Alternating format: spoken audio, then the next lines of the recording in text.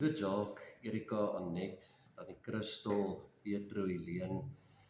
Ek wil eers in plek vir julle sê dat ek so jammer is oor oom Chris se afsterwe. Ek dink om 'n pa te verloor is 'n groot ding wat in jou lewe gebeur en ook om 'n eggenoot te verloor en dit is iets waarmee jy jou hele lewe lank moet saamleef en saam met die gemis en saam met die verlang. En dit is werklik my gebed dat julle ook in hierdie tyd die Jesus se troos en sy liefde en sy omgee naby sal ervaar. Ek wil ook vir julle verskoning vra dat ek nie vandag saam met julle daar kan wees in Leidenburg nie. Op die oomblik is ek in Europa vir 'n werksgeleentheid of vir 'n werkstoer en ek sou eintlik my hart is daarso by julle waar julle ook vandag van julle pa afskeid neem. Die afgelope 2 dae nadat ek die boodskap gekry het van Ulrich om ietsie te sê oor oom Chris, het ek baie gedink en ons was bevoorreg om in München 'n hele paar ou kerke te besoek. Kerke wat al ouer is as 800, 900 jaar. Kerke wat al amper 'n millennia lank die woord van die Here verkondig. Hierdie kerke is ouer as wat 'n mens selfs jou kop om kan kry, wat 'n mens selfs kan dink. En hierdie mure van hierdie kerke het oor geslagte mense sien kom en gaan. Hulle het stemme gehoor wat die Here loof en hulle het ook stemme gehoor wat hartseer is en wat met afskeid neem. Een so kerk wat my baie diep geraak het, is die Alte Peter Kirche in München. Dit is die oudste kerk in München en dit is 'n kerk met 'n besondere geskiedenis, 'n geskiedenis van hoop, van oorwinning, maar wat ook 'n geskiedenis vertel van Christen martelare, van swaar kry, van pyn, van lyding. En ons weet ook om Chris het daardie pyn, daardie lyding, daardie seer in sy eie lyf gedra hierdie laaste paar jaar met die kanker wat hy gehad het. Maar vir amper 900 jaar staan hierdie kerk as 'n getuienis. Nie omdat die klip onsterflik is nie omdat dit so goed gebou is nie, maar omdat hierdie kerk gebou is op die belydenis dat Jesus Christus leef. En dit is daardie belydenis wat ons ook vandag hier by oom Chris se afskeid vir mekaar bely, om te sê Jesus Christus leef. Die kerk herinner ons lewens is kort, ons lewens gaan vinnig verby, ons dae word getel, ons word vinniger ouer as wat ons dink. Maar selfs al is menslike lewens klein en beperk en gebroke, selfs al is ons weerloos in hierdie lewe, bely ons ook dat God getrou bly, soos hy al vir 900 jaar in hierdie verhaal van hierdie kerk getrou bly.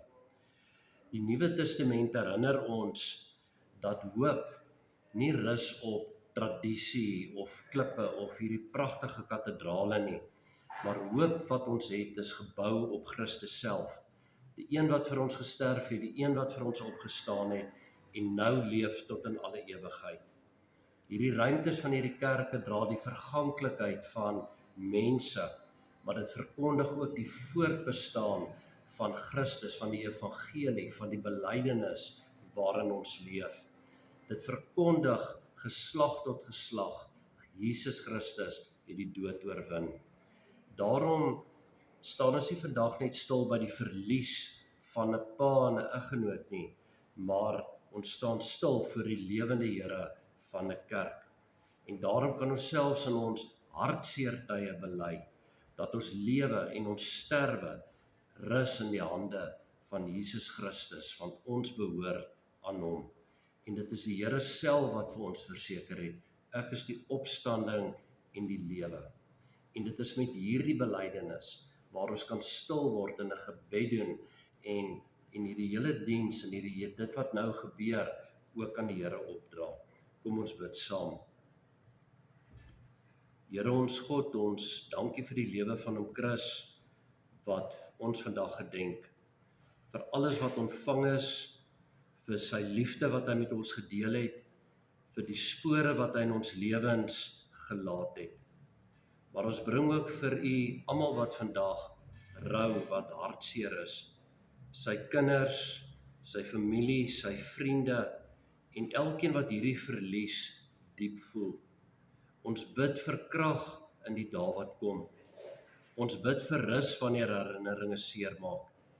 Ons bid vir moed wanneer die pad vorentoe onseker lyk.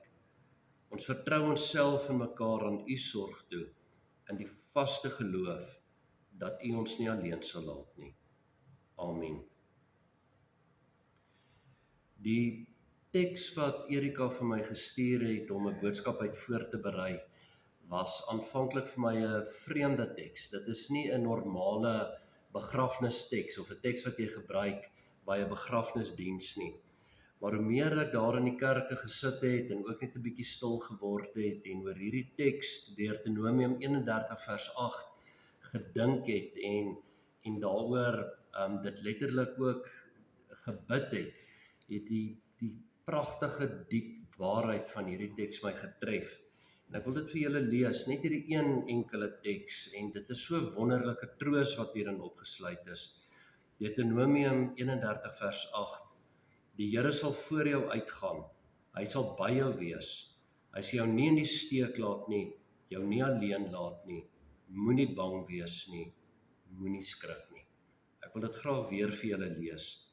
Die Here sal voor jou uitgaan, hy sal by jou wees, hy sal jou nie in die steek laat nie, jou nie alleen laat nie, moenie bang wees nie, moenie skrik nie. Uit die gedeelte wat Erika onderstreep het in hom Chris se Bybel, wat sy daarin sy Bybel gekry, weet ons dat hierdie teks in Deuteronomium ook vir hom Chris 'n besondere waarde en betekenis gehad het. En daarom het dit ook vandag vir ons 'n trooswoord. Wat ons moet raak sien is dat hierdie teks nie gesê is deur een of ander profeet of predikant of engel nie. Dit is die Here self wat hier in die woord is met hierdie beloftes wat hy kom gee. Die tweede ding wat ons moet raak sien is dat hierdie teks geskryf is op 'n baie belangrike oorgangspunt in die Bybel. Dit is die oorgangspunt waar Moses besef het, sy lewe is verby. Dit is eintlik sy sterfbedwoorde wat hy hierso met Israel praat. Dit is sy laaste groot toespraak aan Israel aan die een kant van die Jordaanrivier, die woestynkant. Hy weet sy lewe is klaar en Israel weet hulle moet afskeid neem van Moses en hulle moet deur die Jordaan trek en hulle moet Kanaan, die nuwe land, die beloofde land, betree. Maar op hierdie oomblik staan Israel en Moses bymekaar en hulle moet vir mekaar totsiens sê. En dan kom Moses en hy gee hierdie wonderlike woorde van die Here aan Josua op hierdie spanningsoomblik, op hierdie afskeidsoomblik. En wat hierdie teks besonders maak is dat dit eintlik 4 beloftes vat wat nie net vir hom Chris in sy eie lewe getroos het nie, maar wat selfs in ons hartseerste oomblik, selfs in die dood, vir ons tot groot troos is. Die 4 beloftes is, die eerste daarvan is, die Here sê, ek gaan self voor jou uit. Die Here stuur nie iemand anders nie, die Here stuur nie 'n Moses voor ons uit nie, hy gaan self voor ons uit. En wanneer ons die dag vorentoe moet beweeg, moet beweeg, dan weet ons dat die Here reeds daar is. Die Here is reeds by môre, oormôre, volgende maand. Die Here is reeds by daardie tye wat ons gaan verlang, wat ons hartseer is. Die Here is reeds by daardie tye waaroor ons vandag onseker is. Hy het nie gewag vir die dag om eers te kom nie. Die Here self het voor ons uitgegaan. Die Here self het ook in sy dood voor hom Chris uitgegaan, om die pad vir hom oop te maak, om die deur vir hom oop te maak, om hom daar in die nuwe Jerusalem te ontvang. Die pad wat vir ons hartseer voel, vreemd voel, leeg voel, kan ons weet, die Here is reeds daar. Die tweede belofte wat ons kry in hierdie teks is 'n ontsettende troos, en dit is die belofte wat die Here sê, dat hy self by ons sal wees. Dit is 'n eenvoudige belofte, dit is 'n kort sinnetjie, ek sal by jou wees. God beloof nie dat ons nooit hartseer gaan beleef nie, dat ons nooit gaan treur nie, dat ons nooit gaan verlang nie, dat ons nooit vrae gaan hê nie, maar hy beloof dat hy self ons nooit in die steek sal laat nie, dat hy getrou sal bly aan wie hy is, en hy verseker ons van sy teenwoordigheid in hierdie lewe. Nie net in hierdie diens nie, nie net môre en oormôre nie, maar elke dag en selfs op daardie dae waar die herinneringe kom en seermaak, sal hy self by ons wees. Dan kom die Here en hy gee vir ons 'n derde belofte. Hy beloof dat hy ons nie sal los of verlaat nie. Ons ervaar vandag hartseer verlies.